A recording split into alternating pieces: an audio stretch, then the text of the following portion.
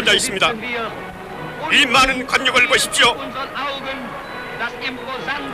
이 기자는 진심으로 히틀러에 대한 절대적 지지를 보여주고 있다. 저기 제일 앞에서 우아하고 정확한 발걸음으로 군중들을 반기고 있습니다. 아돌프 히틀러总统입니다. 기자는 자신이 만들어낸 신화에 푹 빠져들었다.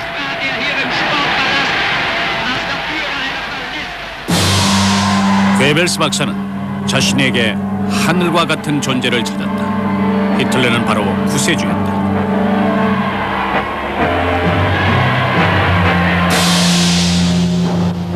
(1925년 11월 6일) 그 커다란 푸른 눈은 마치 별과 같다. 그가 나를 보자고 해서 기쁨을 감출 수 없었다. 저기 있다. 악수를 했다.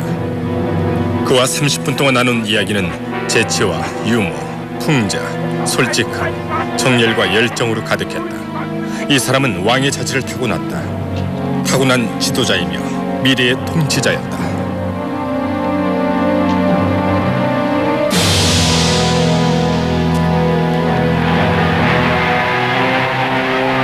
강한 사람에 대한 열망,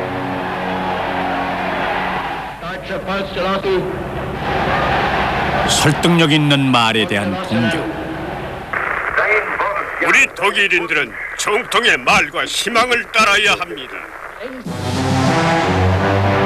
지도자와 광신적 추종자, 스승과 제자 같은 두 사람. 괴벨스 박사, 하이! 히틀러의 편애로 괴벨스 박사의 정적들이 늘어갔지만 작은 격려의 말이나 어깨를 다독여주는 정도면 충분한 위로가 된다. 우선적으로 오늘 괴벨스 박사에게 감사의 말을 전하고 싶습니다. 10여 년 전에 제가 여러분께 독일 수도에 꽂을 깃발을 주었었죠. 오늘 베를린에 오니 그 깃발이 저를 반기더군요. 1926년 11월 히틀러는 괴벨스를 국가사회주의당에 세퇴해 호랑이 굴이나 다름없는 피해 베를린으로 보냈다. 괴벨스의 임무는 이곳을 장악하는 것이었다.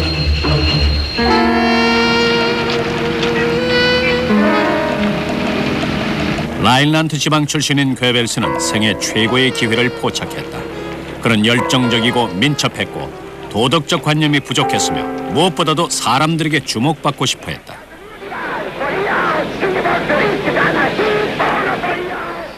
그 사람은 자신이 무슨 투사라도 된 듯이 행동했습니다.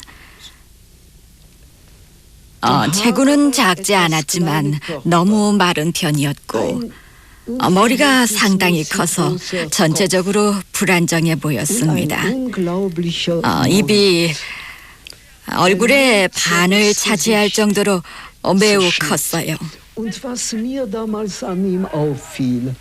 그 사람이 단지 꼭두각시 인형에 불과하다는 것은 바로 감지할 수 있었습니다.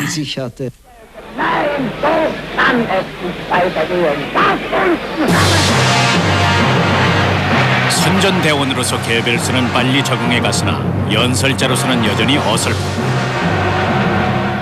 전국이 절망 상태에 빠졌습니다.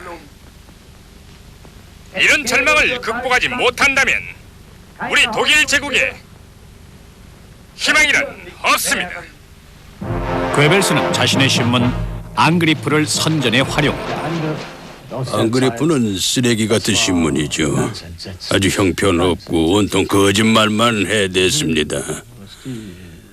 그런데 그것을 믿는 사람들이 있었고 괴벨스는 여러 거짓말로 중하위층 사람들을 현혹해 했습니다. 심지어 소위 무산기급의 사람들 중에서도 괴벨스를 따르는 사람이 생겨나게 됐죠. 괴벨스는 대중의 공포심리를 이용해서 사람들을 끌어모을 줄을 알았던 겁니다. 대대적인 선전과 폭력 집단, 협박, 유혹, 선동, 그리고 폭력. 나치 선동가들은 죽음도 불사했다. 이를 순교라고 생각했다. 선동의 무기로 죽음을 택하는 것이 이때부터 시작됐다.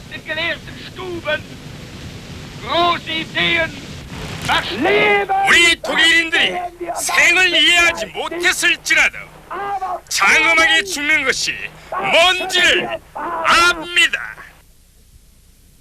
저도 그런 죽음을 여러 번 봤지요. 홀스트 베셀의 죽음도 그렇고요. 베셀의 죽음은 선동대들이 끼친 영향을 보여주는 대표적인 사례라 할 수 있습니다. 그는 홀스트 베셀을 장군의 아들로 묘사했고 도덕적으로 바른 학생으로 나치스를 위해 투쟁하는 이상주의라고 했습니다. 그리고 나서 노래를 만들어 사람들에게 부르도록 했어요.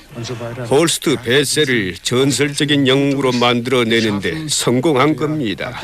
이런 과정이 되풀이 됐지요.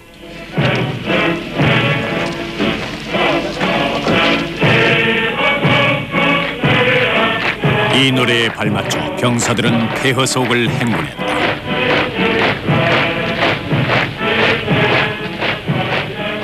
(1933년) 이후 이 노래는 독일인들의 노래가 됐죠. 이 노래는 경건하게 불러야 했습니다. 경례를 하지 않으면 혼쭐 났죠.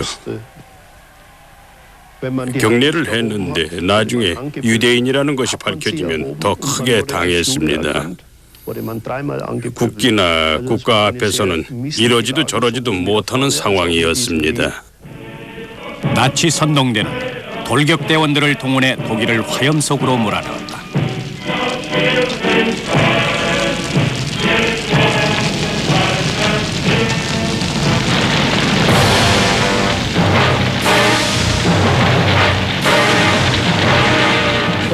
중세시대에 죄인을 처형할 때 쓰던 장작 더미들을 사진으로만 봤는데 실제로 재현될 줄은 생각 못했습니다. 불꽃의 화염 너머로 괴벨스의 얼굴은 이글거렸는데 흉하게 일그러져 있었어요. 그 모습 속에는 인간의 모습 외에 또 다른 것이 숨어 있는 듯했죠. 괴벨스는 과연 어떤 사람인가 자문해봤죠. 길을 잘못 들어선 언론인인가? 아니면 단지 책 출판을 거절당한 작가인가? 기자로서 의문이 들더군요. 성공하지 못한 기자나 성공하지 못한 작가가 어딘가에서 정적의 책을 불태우는 일이 자주 일어난다면 그것이 바로 괴벨스가 원하는 바가 아닐까 하는 생각이 들었습니다. 괴벨스는 특히 유대인을 싫어해서 권력을 손에 넣자 유대인을 학대했다. 유대인은 그의 좌절의 세월에 대한 희생양이었다. 보이콧은 10시에 시작됩니다. 모두 참여하여 우리의 힘을 보여줍시다. 독일은 독일인의 것입니다. 유대인의 물건을 사지 맙시다.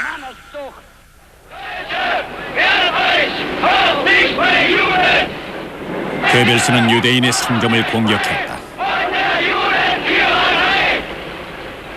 극단적인 광기가 법이 된 이상 이런 습격은 예상된 일이었다.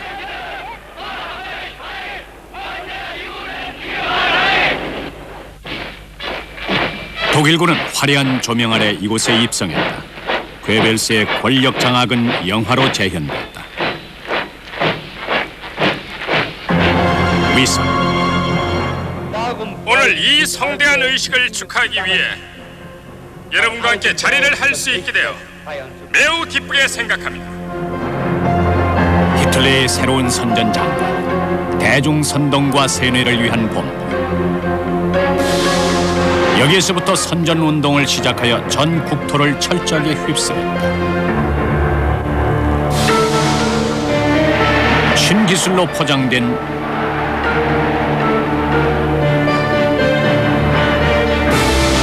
원시적인 수단.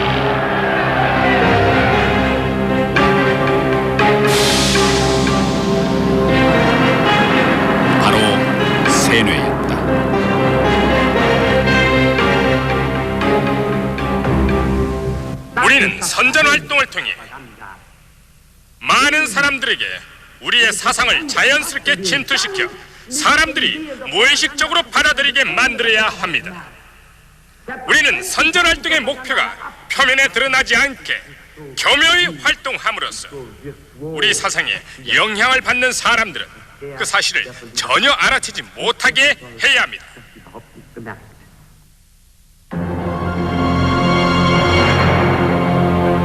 언론을 장악하여 대원들을 일치 단결시켰고 대원들은 명령에 철저히 따랐다.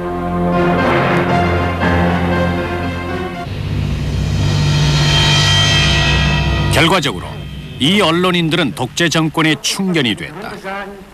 언론인들은 충실하게 정권의 의중을 예측했다. 여론조사 투표를 실시할 필요가 있을까요? 독일 국민들이 국가 사회주의 정부를 완전히 지지하고 있다는 것은 누구나 다 아는 사실인데 말입니다. 영화는 사실상 가장 효과적인 도구였다. 괴벨스는 대중들을 현혹하기 위해 수많은 영화들을 제작했다.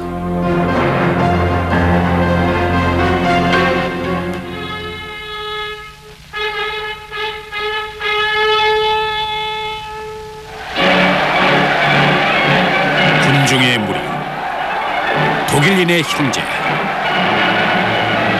숭배, 혼돈 시기의 질서. 영화들은 이런 것들을 표현하고 있다. 우리는 위선적으로 떠드는 것이 아닙니다. 단지 새로운 사회를 여는데 여러분의 의견을 듣고 싶습니다. 괴벨스는 독일 영화계의 거물답게 거들먹거렸다.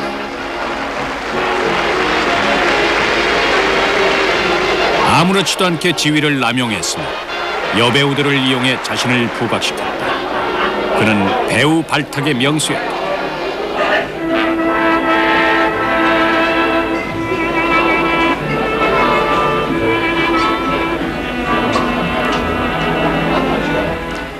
그 사람이 휴식을 취할 때 저는 매력적인 동반자였죠.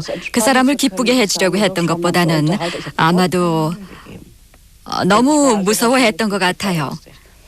어느 날 밤 드라이브를 하고 싶다면서 저에게 함께 가자고 하더군요. 전 할 수 없이 따라갔죠. 차를 몰고 도시 곳곳을 돌아다니다가 아우토반을 달렸어요.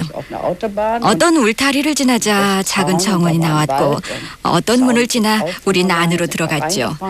호수에서 약간 위로 올라간 곳에 작은 방갈로가 있었는데 누군가 문을 열어놨더군요. 그 사람이 그랬는지 누군가 벽난로에 불을 지펴놨죠.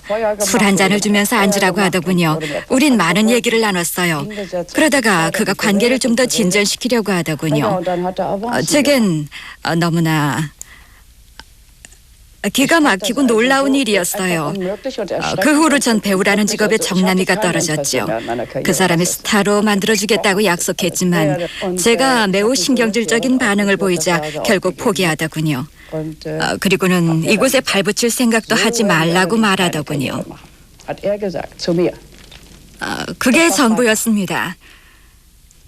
그날이 금요일이었는데 일요일 밤인가 월요일 밤에 영화를 찍으러 스튜디오에 가려고 하는데 우리가 찍기로 한 영화가 취소됐다고 말하더군요. 어이가 없었습니다. 그에겐 대적할 자가 없었다.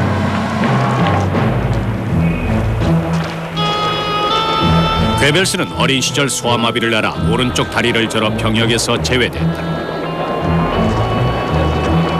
이것은 그의 최대 컴플렉스였다.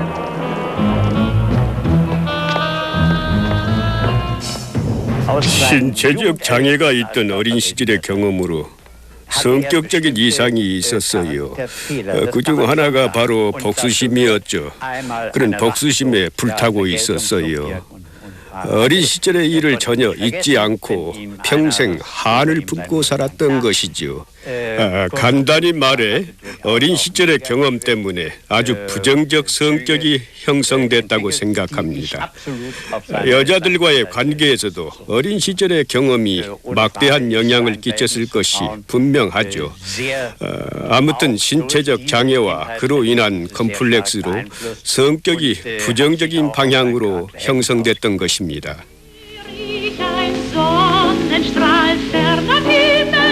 이 여성과 깊은 관계에 빠지면서 돌이킬 수 없는 결과가 일어난다. 영화 클래프에서 괴벨스는 자신의 연인을 주연으로 발탁하도록 했다.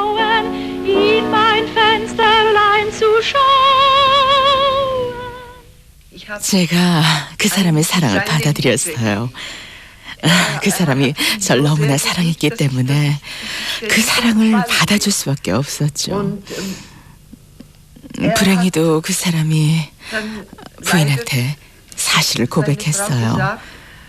다음 날 부인이 히틀러한테 찾아갔습니다. 그리고는 사실하고는 다른 얘기를 했어요. 제가 그들의 결혼을 갈라놓고 있다고 거짓말을 한 겁니다. 히틀러는 괴벨스를 불러서 우리 둘의 관계를 끝내라고 당부하고 약조를 받아냈습니다. 우리 결혼을 허락 안 해주면 어쩌지? 왜 그런 생각을 해? 아니야, 절대 그럴 리 없어. 내가 아버지께 말씀드릴게. 히틀러가 사람들을 오버짤스버그로 불러 모았죠. 괴벨스의 부인은 아주 화가 나서 이혼하겠다고 했습니다. 괴벨스는 사임하고 일본 영사로 가기를 원했어요. 일본에 가서 내가 넥타이를 판 한이 있더라도 지금의 심정은 사임을 하고 싶을 뿐이라고 말하기도 했습니다. 그러자 히틀러가 노발대발했죠. 히틀러는 괴벨스를 필요로 했으니까요. 히틀러는 괴벨스의 사임을 받아들일 수 없었어요. 히틀러는 한참을 화내더니 결심을 굳힌 듯이 이렇게 말했죠. 그럼 이렇게 하도록 하지. 우선 3달 동안만 함께 살아보도록 노력하고 3달 후에도 같이 살 수 없다고 하면 그때 가서 이혼을 허락하지. 물론 진심이 아니었죠. 그냥 잠시 시간을 벌려고 했던 것뿐입니다. 정말 떨어지고 싶지 않아. 8주 동안 못 보다니. 금방 지나갈 거예요. 괴벨스는 베르그호프에서 냉랭한 환영을 받았다. 히틀러는 그 스캔들에 불쾌했다. 수데텐란드 위기 상황 속에서 체코인과의 연문은 환영받지 못했다.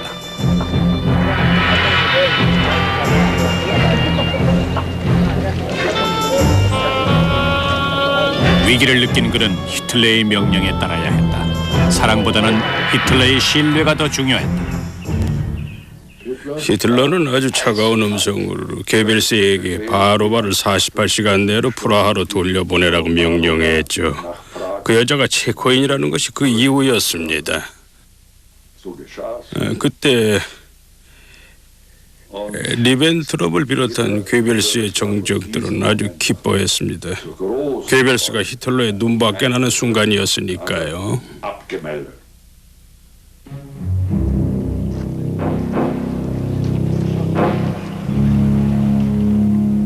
괴벨스는 매우 낙담했어요. 이젠 히틀러의 관심 밖의 인물이 되어 총리 관저에서 히틀러와 식사를 하는 일도 없을 거라고 생각한 거지요. 괴벨스에게 있어 히틀러와의 만남은 알코올 중독자의 술과 같은 거였지요. 괴벨스는 그런 술 한 모금을 아주 간절히 원했어요. 그는 히틀러가 자신을 다시 일으켜주길 기다리고 있었어요. 1938년 11월 뜻밖의 기회가 찾아왔다. 뮌헨에서 과거 히틀러의 반란 기념식을 하는데 독일 외교관이 파리에서 유대인에게 총격을 당했다는 소식이 전해졌다.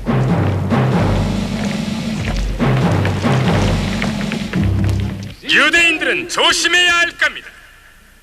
어느 날 우리의 인내심이 한계에 이르면 그 뻔뻔한 유대인 사기꾼들의 입을 막아버릴 테니까요. 이와 같은 선동가가 히틀러에게 꼭 필요했다.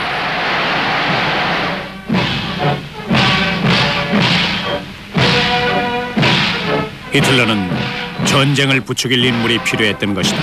그러나 침략 계획을 드러내지는 않았다. 베를린 시내에서 성대한 군대 행진을 벌이는 한편 해외에서는 장관들이 평화의 사절로 활약했다. 유럽의 평화는 절대적으로 유지돼야 한다고 생각합니다. 우리 인류에게 있어서 전쟁은 피해가고 싶은 불행이죠. 불행하게도 전쟁의 결과와 상관없이 승리한 쪽과 패배한 쪽 양쪽 모두 큰 어려움을 겪게 될 것입니다.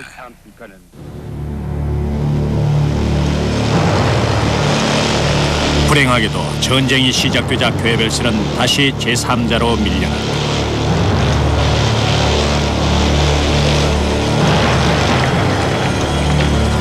히틀러의 군대가 폴란드를 침공하는 동안 괴벨스는 전쟁의 메시지를 음악을 통해 전달했다.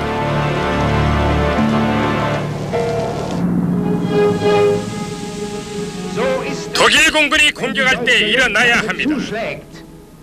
배양무도한 사람들을 단죄해야 합니다. 무고한 사람들이 먼저 공격을 당했다. 실전 경험이 없는 괴벨스는 국제적 여론에 관계없이 자신들의 일을 착수하겠다고 밝혔다.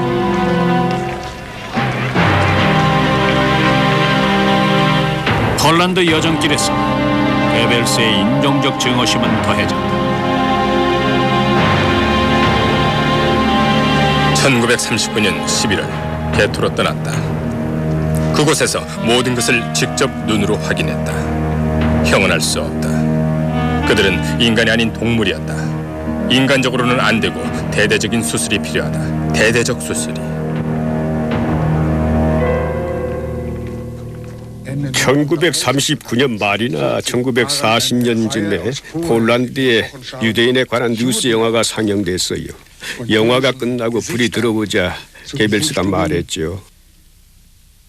만약에 우리 독일이 이 전쟁에서 패하게 되면 저 유대인들이 다시 돌아오게 될 것이고, 그러면 어떤 일이 벌어질지 모른다면서 상상만 해도 끔찍하다고 하더군요.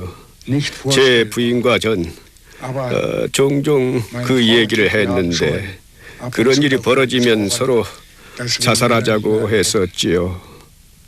그렇게 말했어요.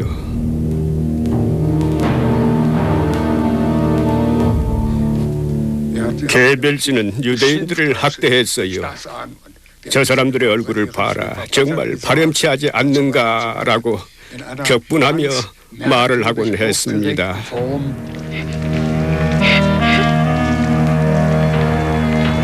유대인을 반대하는 괴벨스의 영화들은 유대인에 대한 사람들의 증오심을 자극했다.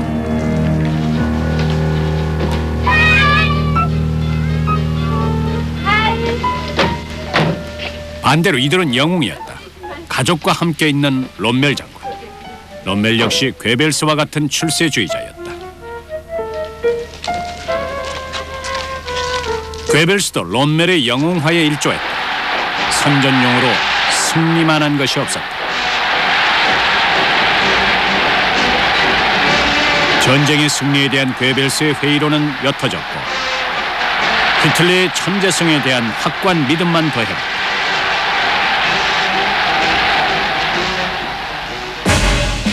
군 밖의 일반 시민들도 명령에 따라 움직였다. 괴벨스는 진정 군인답기를 원했다. 1차 대전 시 병역을 거부당했던 그는 2차 대전에서 이를 만회하고자 했다.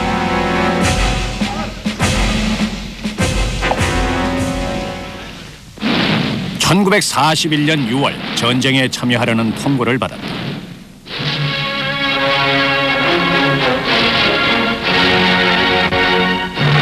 괴벨스는 만반의 준비가 돼 있었다.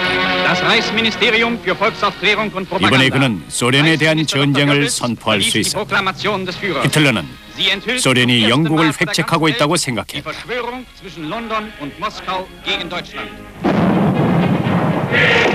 괴벨스는 이 전쟁을 자유를 위한 투쟁으로 미화했다.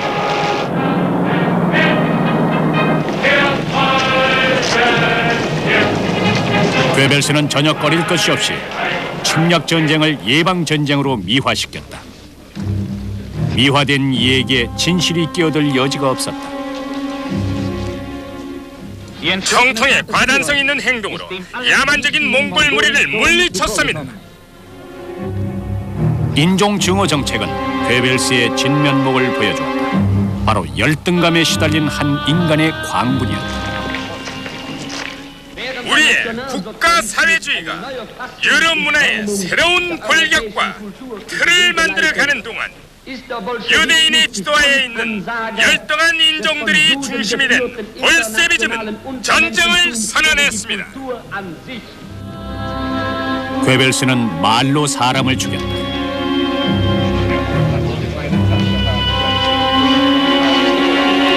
한 번은 전쟁포로 캠프를 방문했다.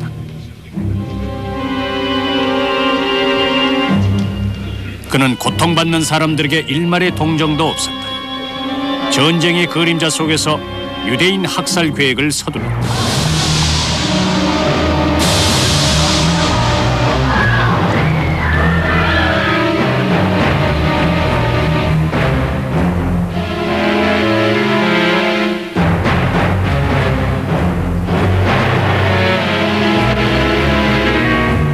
(1941년 8월 20일) 유대인 문제를 행동으로 옮기기로 했다.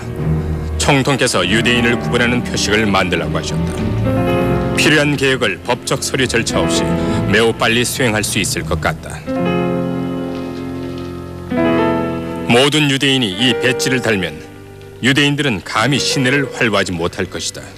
눈앞에서 사라지는 것이다. 머리를 꼿꼿이 들고 다녔어요. 자, 봐라. 난 유대인이다라고요. 상당히 힘든 일이었죠. 특히 사람들이 증오가 가득한 눈길로 쳐다볼 때는 견디기 어려웠어요. 개중에는 친근한 눈길로 바라보는 사람들도 있었고, 10,000원인 기차나 전차에서 유대인들이 사지 못하는 물건들을 주는 사람도 있었습니다. 정말 두려운 꼬리표였죠. 중세시대에도 유대인들에게 그와 같은 일이 있었어요. 이는 무능력함과 관계가 깊은 것 같습니다. 무능력해서 그런 식으로밖에는 주목을 끌 수 없었던 겁니다. 우리가 힘을 확보하기 전에 유대인들에게 우리의 계획을 자세히 밝히는 것은 그리 현명한 처사가 아닐 겁니다. 그리고 다행인 것은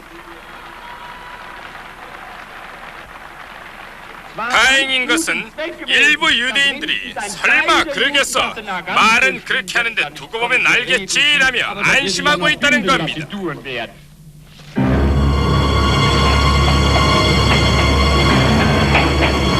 괴벨스는 유대인들의 최후를 잘 알고 있었다. 그는 히틀러의 계획을 이어받아 그것을 실현하려고 했다. 1942년 3월 27일 유대인들은 폴란드에서 동쪽으로 수송되고 있다. 그 과정에서 벌어진 원시적인 일은 굳이 말하지 않겠다. 이제 유대인은 아주 조금 남았다. 대략 유대인의 60% 정도는 제거되어야 하고 40% 정도는 노동력으로 사용할 수 있다. 그들은 벌을 받는 것이다. 야만적이지만 당연한 결과다. 히틀러가 단지 유대인의 지위를 떨어뜨리려고만 한 건 아닐 겁니다. 유대인의 존재를 완전히 절멸시키고 싶어 했죠.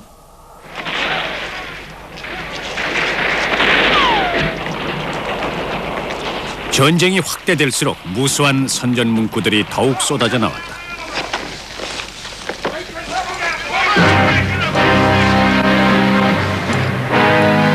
스탈린그라드에서 패한 후 회생할 준비라는 선전 문구가 등장했다.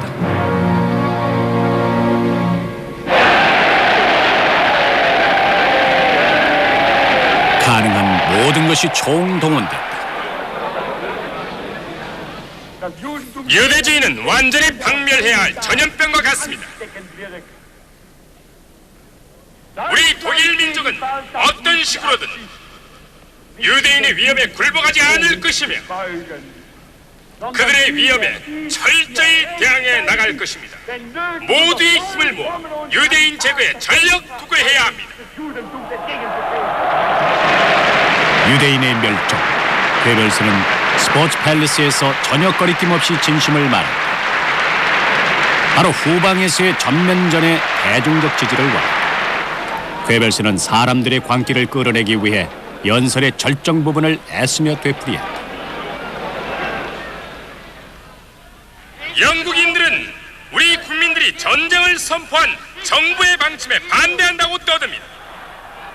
여러분들이 전쟁보다는 항복을 원한다고 말하고 있습니다. 괴벨스는 무고한 여성들과 우리의 어린아이들이 희생되고 있으며 우리 조국 독일은 폭탄 세례로 폐허가 되고 있다는 등 자극적인 이야기들로 관중들을 흥분의 도가니로 몰고 갔습니다. 괴벨스가 질문을 시작하자 모두들 소리치기 시작했습니다.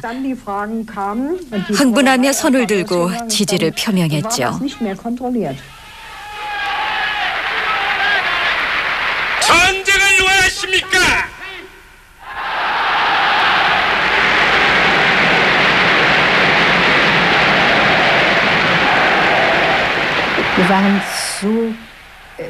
스포츠 팰리스를 꽉 채운 관중들을 보자 조금 오싹해지더군요. 고조된 분위기 속에서 사람들은 지나치게 흥분해 있었고 전쟁을 원하느냐는 질문에 네 하고 소리쳤죠. 끔찍한 경험이었습니다. 그 자리에 얼어붙어서 꼼짝도 못하고 있는데 옆에서 누가 박수요 하고 소리치더군요. 지금보다 훨씬 과격하고 더 전면적인 전쟁을 치를 각오가 되어 있습니까? 더 과격한 것이 뭔지 도저히 상상이 안 되더군요. 전혀 자지도 못하고 먹지도 못하는 것일까. 더 이상 나빠질 수가 없었거든요. 그 상황도 충분히 견디기 어려웠으니까요. 여러분, 일어납시다. 이제 시작입니다. 그날을 괴벨스는 고층 빌딩에서 뛰어내리라고 하면 그렇게 했을 것이라고 설명했다.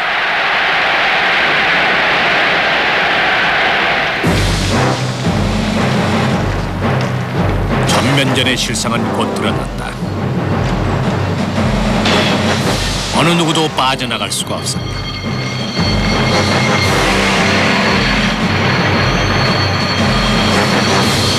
방화가 다시 시작되고 불길이 끊일 날이 없었다.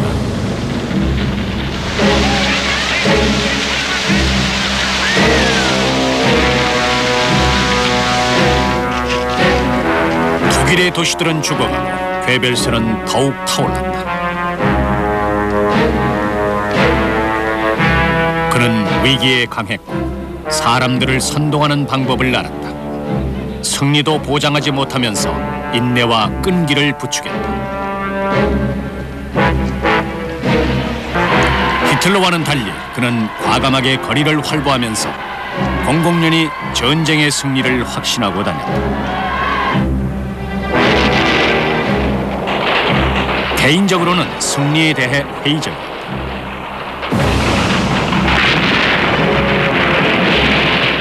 대책을 세우려 했지만 상부에서는 괴벨스의 아마추어적 전략을 무시했다.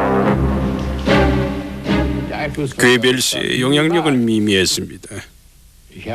거창한 계획을 가지고 본부로 히틀러를 찾아왔다가 꼬리 내린 강아지 꼴을 하고 돌아가곤 했죠. 그러나 그 사람은 오뚜기 같았어요. 자신의 역할을 지나치게 과대평가했죠. 히틀러의 암살 시도가 있은 후 괴벨스의 역할도 바뀌었다. 그는 베를린의 반란 세력을 혹독하게 다루었다. 이런 헌신으로 히틀러의 관심을 한몸에 받게 됐다.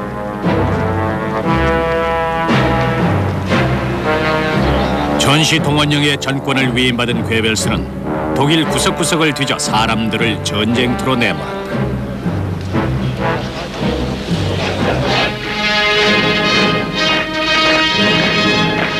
괴벨스는 안간 힘을 썼다.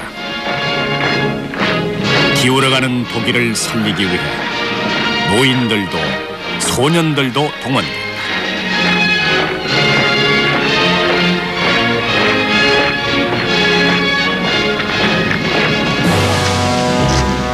괴벨스도 직접 전장에 나갔다. 그러나 무기고는 텅 비었다. 무기 대신 이런저런 거짓말만 난무했다.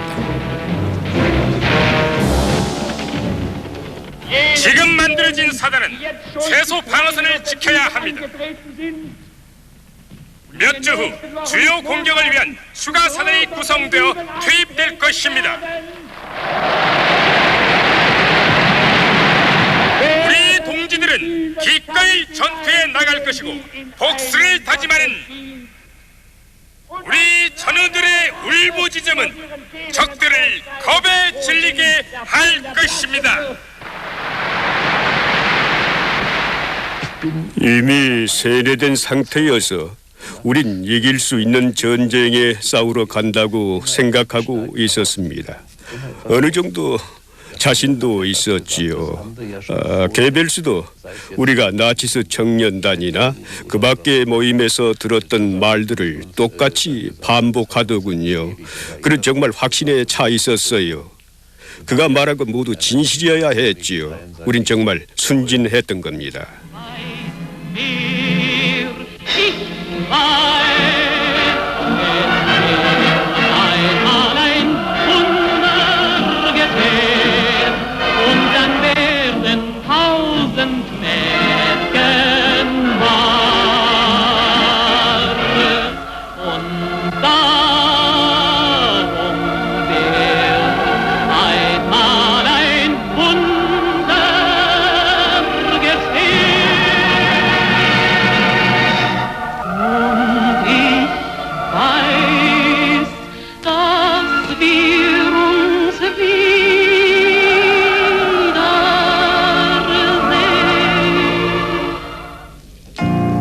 종국으로 내모는 격려의 말들. 루반 전선의 방문.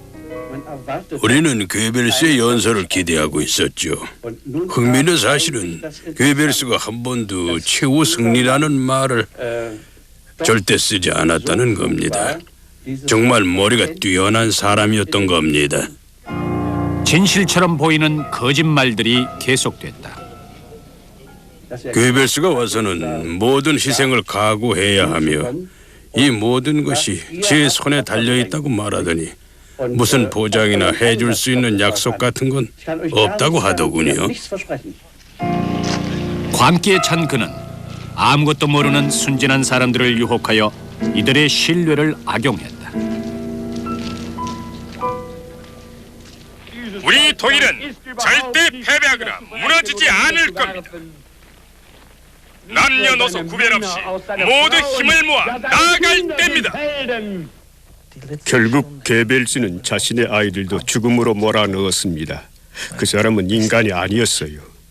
자신의 죄값을 아이들에게 나눠주었죠. 그가 훌륭한 선동가가 아니었다면, 그 사람이 사람들을 세뇌시키지 않았다면 그렇게까지 가지는 않았을 겁니다. 게벨스는 독일이 전쟁에 질 경우 아주 끔찍한 삶을 살게 될 것이며 노예가 되거나 절멸될 것이라고 생각했어요. 독일인이 러시아인이나 미국인, 영국인보다 열등한 존재로 전락하게 될 것이기 때문에 우리는 우리 스스로를 지켜야 한다고 했죠. 바로 이런 식으로 사람들을 세뇌시켰습니다. 완전한 폐허 속에서도 괴벨스의 선동은 계속됐다. 우리의 손이 붉게 물들 때까지, 우리의 숨이 끊어질 때까지 싸웠어. 적들이 조국을 점령하고 우리를 유린하는 것을 막아야 합니다.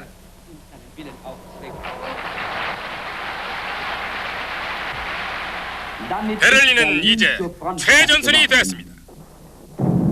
이 최종 방어벽을 몽고군들은 결코 뚫지 못할 것입니다. 독일 국민을 선동하는 외국 폭도들은 모두 체포되거나 활동을 못하게 될 것입니다. 저와 저의 참모진은 끝까지 베를린에 있을 것이며 제 아내와 아이들도 이곳 베를린에 머물 것입니다. 괴벨스가 5분 정도 연설을 했어요. 그때 폭탄이 정원에 떨어졌지요. 엄청난 폭발이 있었습니다. 제 방의 창문과 책상이 모두 깨졌을 뿐만 아니라 벽의 일부까지 날아갈 정도였어요. 게벨스가 원고를 집어 들고 읽는 것이 보였습니다. 한 손으로는 원고에 떨어진 먼지와 유리 조각 등을 털어내면서요.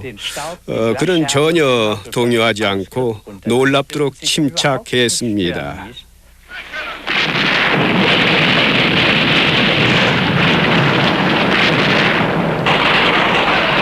소련군이 베를린의 심장부까지 들어왔다. 대표로 들어간 괴벨스는 가까이에서 히틀러를 보필할 수 있었다. 그는 무덤까지 히틀러를 따라가길 원했다. 괴벨스가 갑자기 들어왔는데 아휴, 그 몰골이 말이 아니었어요. 얼굴은 백지창처럼 질려있고 눈에선 눈물이 쏟아지고 있었죠. 그리고는 저한테 다가오더군요. 저 말고는 아무도 없었거든요. 아무튼 그러더니 총통께서 자신의 곁을 떠나서 베를린에 머물면서 새로운 정부에서 일하라고 했는데 자신은 그럴 수 없다고 하더군요. 그 사람은 굉장히 절망했어요. 자기 스스로 히틀러가 가장 신뢰하는 동지라고 생각했거든요. 그걸 증명하는데 히틀러와 최후를 함께하는 것만한 게 없었던 거죠. 비극의 서막이었다. 괴벨스는 아이들을 총리 관저의 대표로 데리고 왔다.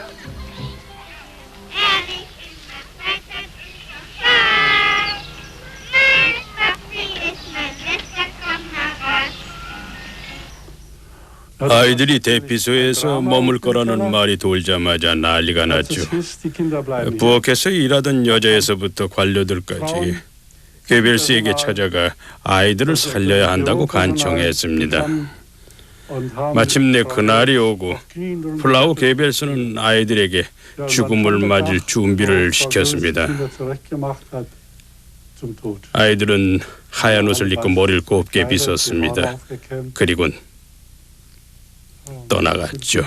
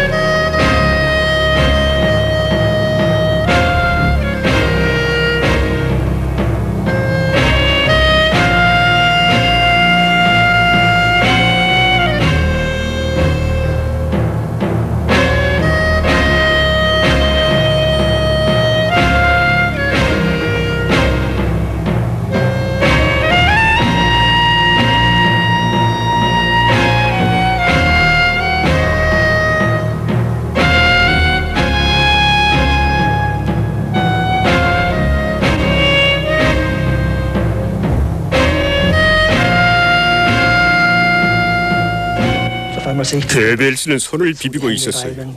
노래 한 곡이 끝나자 다른 곡을 시작하더군요.